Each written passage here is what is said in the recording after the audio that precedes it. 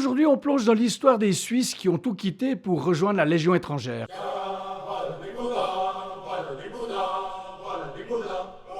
L'armée la plus redoutée du monde. Pourquoi abandonner leur paisible pays pour risquer leur vie dans des guerres lointaines? Accrochez-vous car vous allez découvrir des histoires surprenantes et inattendues. Générique.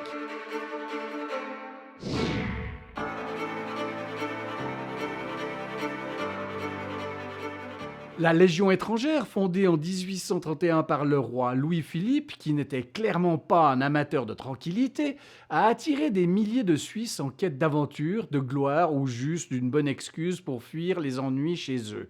Après une révolution qui a secoué la France, avec Charles X qui fut en exil, lui c'était pas le roi de l'année, hein.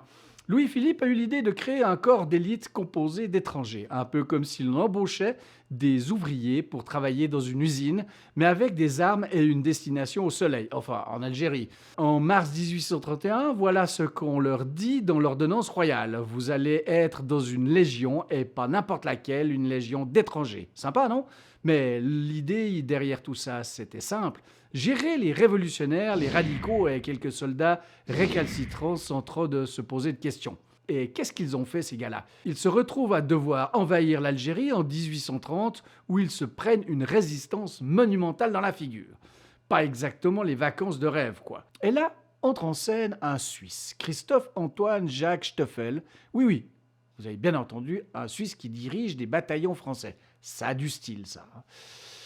Ce gars-là, il a servi sous Napoléon et hop, il devient le premier commandant de la Légion étrangère. Belle promotion. Les Suisses réputés pour leur expérience militaire ont très vite été les champions de la Légion jusqu'en 1927. Ils pouvaient même s'enrôler légalement.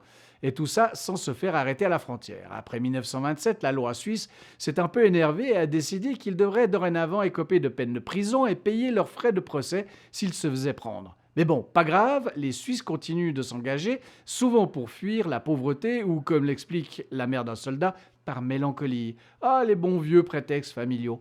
Un certain nombre de Suisses ont aussi rejoint la Légion pour l'aventure, comme l'écrivain Friedrich Glauser qui a relaté son expérience dans un roman. D'autres, plus ambitieux, ont rejoint la Légion après des défaites politiques. Par exemple, Bernhard Ulrich Horschenbein, ancien conseiller fédéral qui, après avoir perdu aux élections, décide que sa nouvelle carrière serait générale dans la Légion. C'est un peu le plan B du gouvernement suisse, non, vous croyez pas? Aujourd'hui, la Légion étrangère accueille encore des Suisses, mais en nombre beaucoup plus réduit. Cette troupe d'élite est toujours aussi mythique, et son histoire continue d'inspirer livres, films et débats politiques.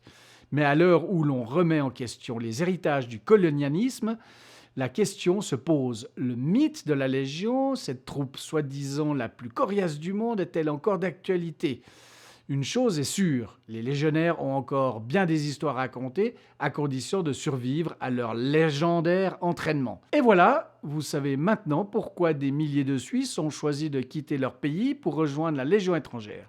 Une décision folle, mais qui a marqué l'histoire. Si vous avez aimé cette vidéo, n'oubliez pas de liker et de vous abonner et voire de partager. Et comme toujours, on se retrouve très bientôt pour une nouvelle histoire qui va vous surprendre. Allez, ciao!